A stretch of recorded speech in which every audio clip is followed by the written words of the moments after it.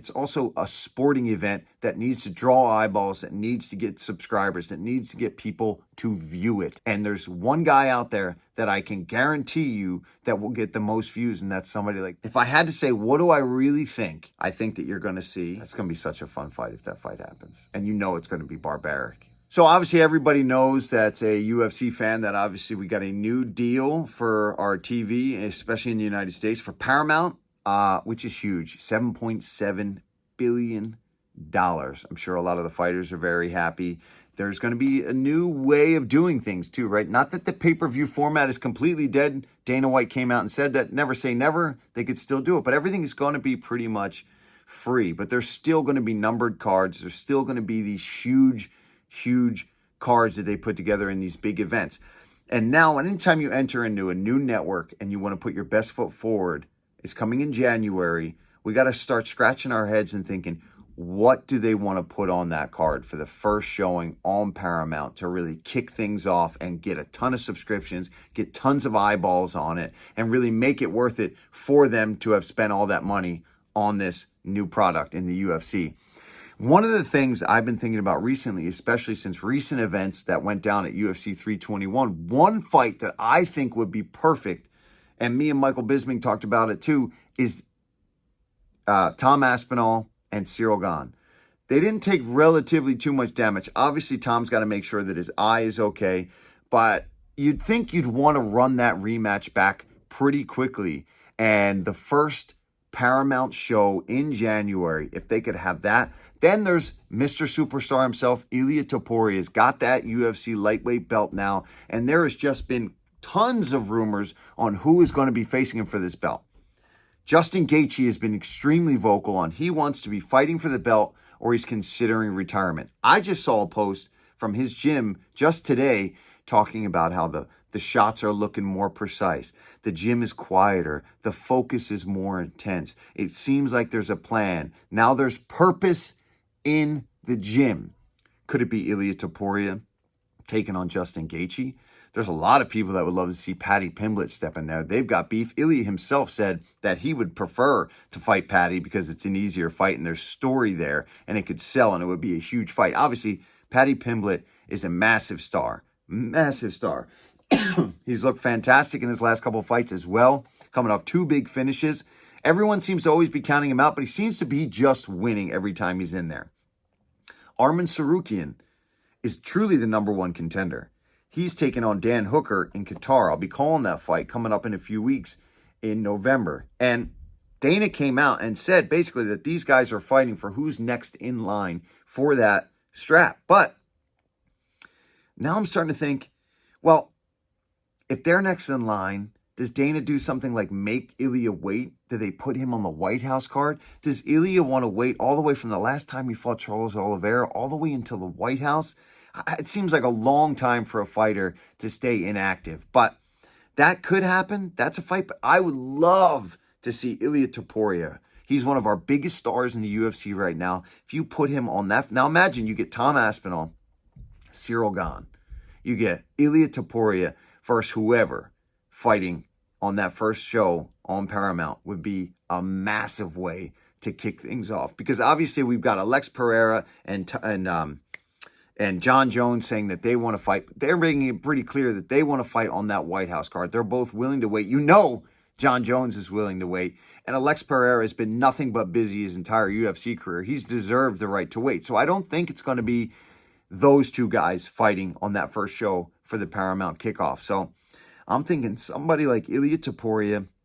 I'm thinking you get Tom Aspinall and Ciryl Gane to have their rematch on there. And now there's all that history, the eye pokes, is Tom a quitter, all this BS and all the backstory. You've got a beautiful setup. You're going to have beautiful countdown shows and all that kind of stuff to lead up to it. But really it comes down to if Ilia is the one to be one of the guys on that card, who's he fighting? Who's he fighting? Is it Justin Gaethje? Does he wait for Arman Tsarukyan? Are they going to just say screw it and give him the lower ranked Paddy Pimblett because it's just going to bring unbelievable amount of eyeballs. Imagine that. The first show on Paramount and you get Ilia Topuria and Paddy Pimblett facing off against each other.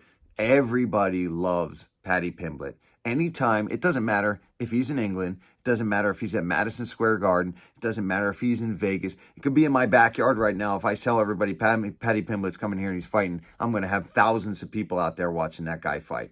He's a great personality. Does he necessarily deserve it?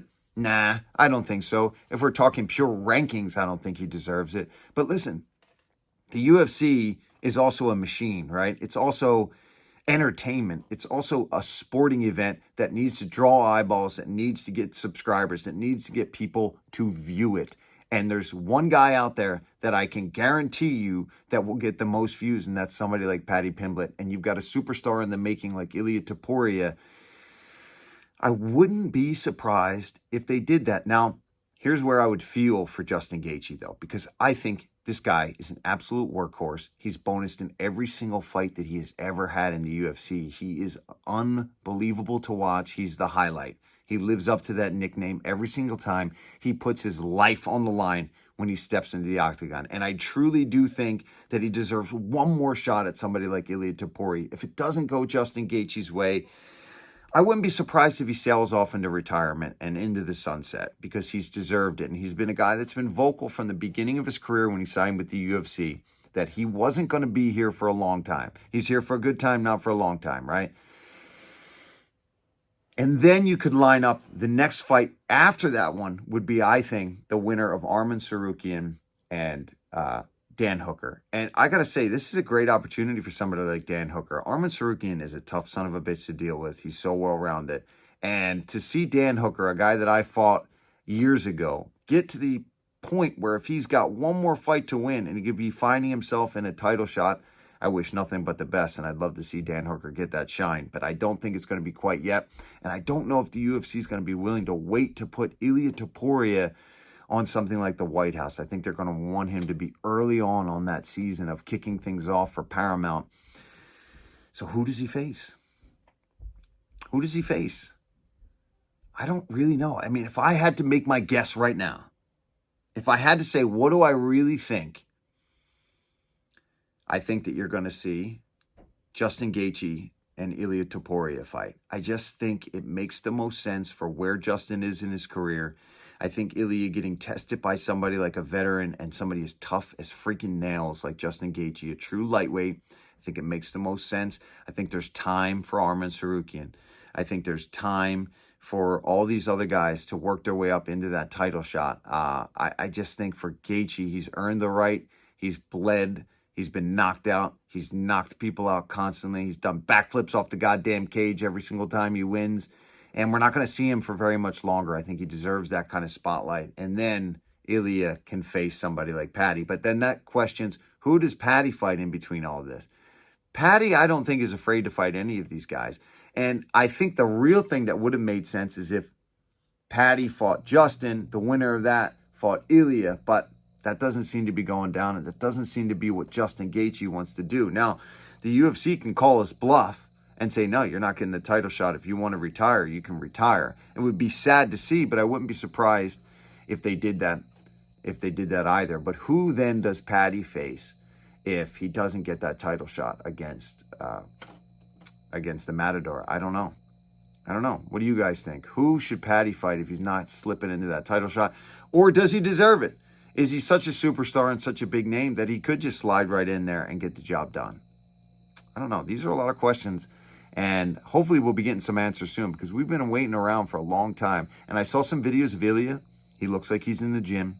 He's training. Justin Gaethje is in the gym, and he is training. He's sparring. He's hitting the bag. His gym posted that picture of him working on the bag, and it was, to me, clear as day that there's somebody that they're facing. There's a target. The way that was worded is that there is a task at hand now. There's purpose in the gym. Is it Ilia Topuria is the question. And do they use Ilia Topuria to kick start the Paramount deal? Do we see Tom Aspinall face Cyril Gane? Bisping was saying he wanted to see it as early as December. I just don't know if we're going to see him turn around that quick after an eye poke like that. But I feel like sometime in January, it's October now, November, December, January. I think it could make sense. I don't know. Let me know what you guys think. Does Paddy deserve it? Or should Justin Gaethje get that, third shot at the belt? Can he get it done? Who wins? That's going to be such a fun fight if that fight happens. And you know it's going to be barbaric. Anytime Justin Gaethje's in that cage, you're getting chaos. Whether he wins or loses, you know there's going to be blood and it's going to be fun. Let me know what you guys think. Who's getting that first Paramount main event? And here's the other thing. If both those guys are getting asked to be put on that card, who's the co-main? Obviously, I think Tom Aspinall and Cyril Gambia in the heavyweights probably top of the marquee. Does that bother somebody like Ilia Topuria, who's on his way to becoming a superstar himself? Let me know what you think.